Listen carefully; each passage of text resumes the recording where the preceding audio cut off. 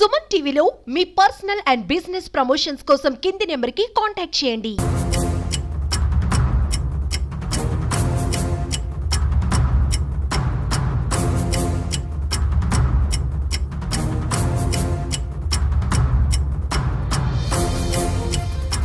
అందరిలా మీరు కూడా లగ్జరీగా బతకాలనుకుంటున్నారా? స్పోర్ట్స్ కార్లు, స్పోర్ట్స్ బైకుల మీద రై మని తిరగాలనిపిస్తోందా? పబ్బులు, క్యాసినోలకు వెళ్ళి ఎంజాయ్ చేయాలని ఉందా? అయితే ఇక్కడ కనిపిస్తున్నటువంటి ఈ లింక్ని ఒక్కసారి క్లిక్ చేయండి.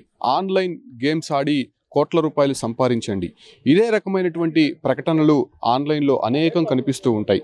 దీన్నే యువతను కూడా ఎక్కువ ఆకర్షిస్తూ ఉంటాయి. అదే రకమైనటువంటి పరిస్థితి ఒకటి చిత్తూరు జిల్లాలో చోటు చేసుకుంది. ఆ ఒక్క ఆన్లైన్ బెట్టింగ్లకి అలవాటు పడినటువంటి ఓ యువకుడు తన కుటుంబాన్నే బలి తీసుకున్నాడు. ఆన్లైన్ బెట్టింగ్కి ఒక కుటుంబం మొత్తం కూడా ఆత్మహత్య చేసుకున్నటువంటి ఘటన చిత్తూరు జిల్లా జీడినెల్లూరులో చోటు చేసుకుంది. దినేష్ అనేటువంటి బీటెక్ డిస్కంటిన్యూడ్ స్టూడెంట్ ఒకతను ఆన్లైన్ బెట్టింగ్లకి అలవాటు పడ్డాడు. తను అతి తక్కువ సమయంలోనే కోటీశ్వరుడు అవ్వాలి, ఎంజాయ్ చేయాలి, లైఫ్ని బాగా లీడ్ చేయాలనేటువంటి అత్యాశతో అతను ఆన్లైన్ బెట్టింగ్ గేమ్ల వైపు మొగ్గు చూపాడు. అయితే అతని దగ్గర ఉన్నటువంటి కొంత సొమ్మును, అదే రకంగా కుటుంబ సభ్యుల దగ్గర ఉన్నటువంటి కొంత నగదును తీసుకొని వెళ్ళి ఆన్లైన్ బెట్టింగ్లో పెట్టాడు. తను త్వరలోనే కోటీశ్వరుడు కాబోతున్నాను, మనం చాలా లగ్జరీ లైఫ్ అనుభవించబోతున్నాము, నేను చాలా సంపాదించబోతున్నాను అనేటువంటి విషయాలు తన ఫ్రెండ్స్కి, కుటుంబ సభ్యులకు కూడా అనేక సందర్భాల్లో చెప్పాడు. కాకపోతే ఇంతలోనే అతను దాదాపు తెలియకుండానే 30 లక్షలకు పైగా అప్పు చేశాడు. తన కుటుంబ సభ్యుల దగ్గర కావచ్చు, లేకపోతే బయట ఉన్నటువంటి తన స్నేహితులు వాళ్ళ దగ్గరంతా కూడా అందిన కాడికి అందినట్టు అప్పులు చేసి ఆఖరికి ఆ కుటుంబాన్ని రోడ్డున పడేశారు. చివరికి ఆ కుటుంబం మొత్తం కూడా ఆత్మహత్య చేసుకోవడానికి అతనే కారణమయ్యాడు. దినేష్ అనేటువంటి వ్యక్తి బీటెక్ చేస్తున్నాడు, దాన్ని డిస్కంటిన్యూ, అసలు చదువులో కూడా అతను రాణించకుండా ఇంట్రెస్ట్ మొత్తం కూడా ఆన్లైన్ బెట్టింగ్ గేమ్స్ మీదే పెట్టాడని చెప్పుకోవచ్చు. అయితే తన తండ్రి నాగరాజు, జయంతి, అక్క సునీత, వీళ్ళు ముగ్గురు కూడా తనకి అనేక సార్లు చెప్పారు, ఎందుకు ఇంత డబ్బు తీసుకెళ్తున్నావు, ఎక్కడి నుంచి వస్తుంది మాకు, మేమే చిన్నపాటి కూలీ పనులు చేసుకొని జీవనం సాగిస్తున్నాం, నేను చదివిస్తున్నాము, నువ్వు మమ్మల్ని ఆదుకుంటావని చెప్పి ఎంతగానో ఆశతో ఉన్నాము, కానీ నువ్వు ఇలా డబ్బులు తీసుకొని వెళ్ళి ఏం చేస్తున్నావు అనేటువంటి ప్రశ్నలు మాత్రం అనేక సందర్భాల్లో దినేష్ని అడిగారు. కాకపోతే నేను బిజినెస్ చేస్తున్నాను, ఖచ్చితంగా త్వరలోనే మనం కోటీశ్వరులు కాబోతున్నామని మాటలు మాత్రం చెప్పసాగాడు. కాకపోతే ఒకానొక క్షణంలో అప్పుల వారంతా కూడా దినేష్ ఇంటి చుట్టూ వచ్చారని చెప్పుకోవచ్చు. ఒక్కసారిగా నాగరాజు రెడ్డి పైన అటాక్ చేశారు. ఎందుకు నీ కొడుకు మా దగ్గర అప్పు తీసుకొని ఈ అవసరాల కోసం తీసుకుంటున్నాడు, ఇంటి అవసరాల కోసం అని చెప్పి ఇంత డబ్బు మా దగ్గర అప్పు చేశాడు, ఖచ్చితంగా మాకు తిరిగి ఇవ్వాలని చెప్పి కూడా వాళ్ళు ప్రెషర్ పెట్టాడు. ఇంటి ముందు వచ్చినటువంటి అప్పుల వారిని చూసి ఆ కుటుంబం తల్లడిల్లిపోయింది. అప్పటి వరకు పరువుగా బతికినటువంటి ఆ కుటుంబం ఒక్కసారిగా కూడా అసలు ఏం జరుగుతుందో తెలియనటువంటి పరిస్థితి నెలకొంది. అయితే ఆ ఉన్న చిన్న స్థలాన్ని కూడా అమ్మేసి కొంతమంది అప్పుల వారికి తీర్చే ప్రయత్నం అయితే నాగరాజు రెడ్డి చేశాడు. అటు తర్వాత ఉన్నటువంటి చిన్న ఇల్లు పైన కూడా లోన్ పెట్టి ఆ అప్పులు కూడా తీర్చే ప్రయత్నం చేశారు. అయినప్పటికీ దినేష్ చేసినటువంటి అప్పులు ఈ ఆస్తికి సంబంధం లేని విధంగా ఉంది కాబట్టి వాళ్ళు పూర్తిగా మునిపోయినటువంటి నేపథ్యంలోనే ఇక తమకు ఆత్మహత్య శరణం అనేటువంటి ఒక ఆలోచనతో నిన్న మధ్యాహ్నం 1 గంట ప్రాంతంలో దినేష్తో పాటు తండ్రి నాగరాజు, తల్లి జయంతి, అక్క సునీత నలుగురు యత్నానికి పాల్పడ్డారు. అయితే అరుపులు వినడంతో స్థానికులు వెంటనే 108కి ఫోన్ చేశారు. వాళ్ళని హుటాహుటిగా చిత్తూరు ప్రభుత్వ ఆసుపత్రికి తరలించారు. అయితే చిత్తూరు ప్రభుత్వ ఆసుపత్రిలో కూడా వీళ్ళకి సరైనటువంటి వైద్యం లేకపోవడంతో, అంటే అంత సీరియస్ పొజిషన్కి వాళ్ళు వెళ్ళిపోవడంతో వేలూరు సిఎంసికి నలుగురిని కూడా తరలించారు. అయితే చికిత్స పొందుతూ తండ్రి నాగరాజు రెడ్డి, తల్లి జయంతి, అక్క సునీత ముగ్గురు కూడా ప్రాణాలు విడిచారు. అయితే దినేష్ మాత్రం ప్రస్తుతం ఆఖరి ప్రాణంతో కొట్టుమిట్టాడుతూ ఉన్నాడు. ఆయన ప్రస్తుతం ఐసీయూలో చికిత్స పొందుతున్నాడు. అయితే వీళ్ళు ముగ్గురు చనిపోవడంతో ఆ కుటుంబంలో విషాదం నెలకొంది.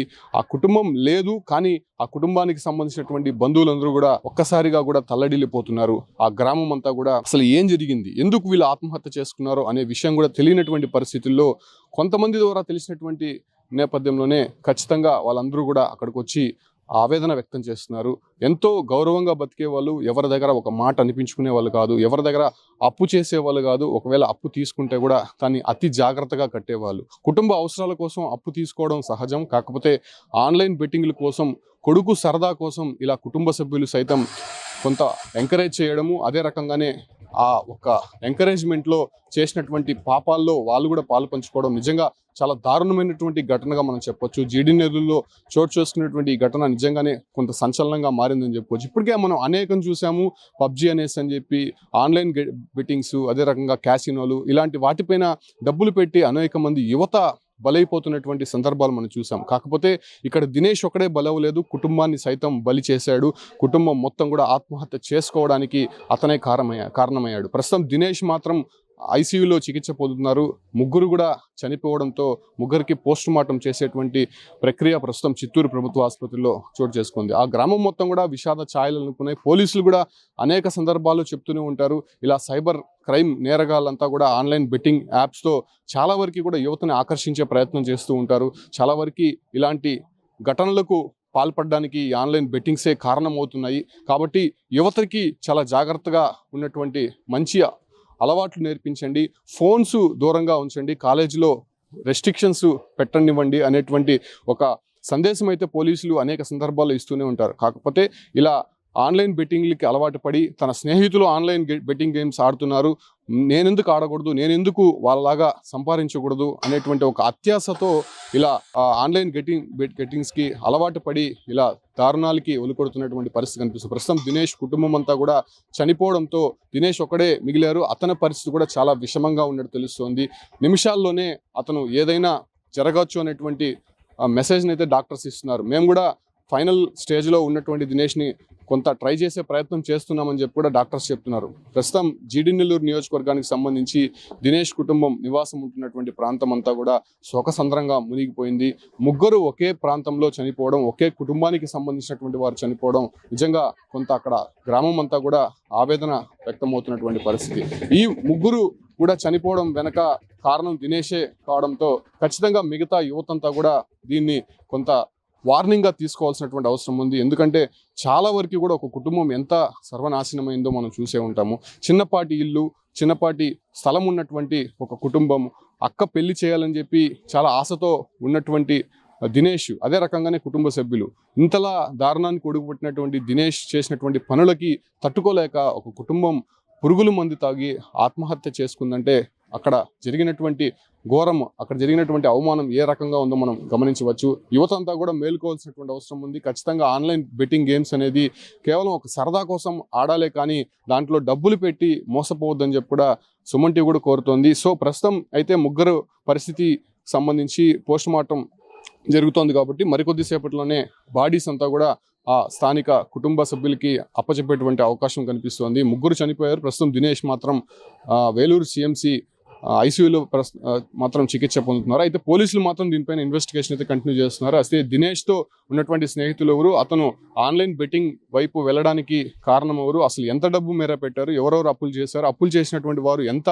వడ్డీకి ఇచ్చారు, అసలు ఎంత ప్రెజర్ చేశారు ఆ కుటుంబ సభ్యుల్ని అనే దానిపైన కూడా పోలీసులు ఇన్వెస్టిగేషన్ అయితే కంటిన్యూ చేస్తున్నారు. అందరికీ నమస్కారం. జీడీ నెల్లూరు మండలం సత్యమ్మ వీధిలో ఉన్నటువంటి నాగరాజు రెడ్డి, వాళ్ళ భార్య జయంతి, అదేవిధంగా వాళ్ళ అబ్బాయి దినేష్, వాళ్ళ కూతురు వచ్చేసి సునీత, వీళ్ళు నలుగురు మన సత్యమ్మ వీధిలో కాపులు ఉంటారు. దినేష్ అనే అబ్బాయి బీటెక్ కంప్లీట్ అంటే డిస్కంటిన్యూ అయిపోయి ఆ అబ్బాయి ఆన్లైన్ బెట్టింగ్ అలవాటు పడిపోయి సుమారు 20 లక్షల రూపాయలు అప్పులు చేసినాడు. ఆ అప్పుల సమస్యలు తీర్చలేక నిన్న మధ్యాహ్నం సుమారు 1-2 గంటల ప్రాంతంలో ఫ్యామిలీ నలుగురు మొత్తం ఇమీడియట్గా నాకు ఇన్ఫర్మేషన్ తెలిస్తే ఇమీడియట్గా గవర్నమెంట్ హాస్పిటల్ షిఫ్ట్ చేసినాను. తర్వాత మెరుగైన చికిత్స కోసం వేలూరు సిఎంసీకి తీసుకెళ్ళాను. ఈ అండర్గోయింగ్ ట్రీట్మెంట్లో నాగరాజు రెడ్డి, అదేవిధంగా వాళ్ళ భార్య అయినటువంటి జయంతి ఇద్దరు చనిపోవడం జరిగింది. దాని మీద కేసు పెట్టి దర్యాప్తు చేస్తున్నాము. మన మండల ప్రజలందరూ విజ్ఞప్తి చేయడం అంటే ఈ యువకులు ఇటువంటి పరిస్థితుల్లో కూడా ఈ ఆన్లైన్ గేమ్స్లోని ఆన్లైన్ బెట్టింగ్ జోలిని పోవద్దండి. రోజుల తర్వాత ఫ్యామిలీ మొత్తం ఏ విధంగా సపోర్ట్ ఉన్నారో వీళ్ళందరూ కూడా ఇటువంటి విషయాన్ని ఉదాహరించుకొని ఎవరు కూడా దాని జోలికి పోకుండా ఈ బెట్టింగ్ జోలికి పోయేసి ప్రాణాన్ని తెచ్చుకోకుండా ఉండాలని కోరడం.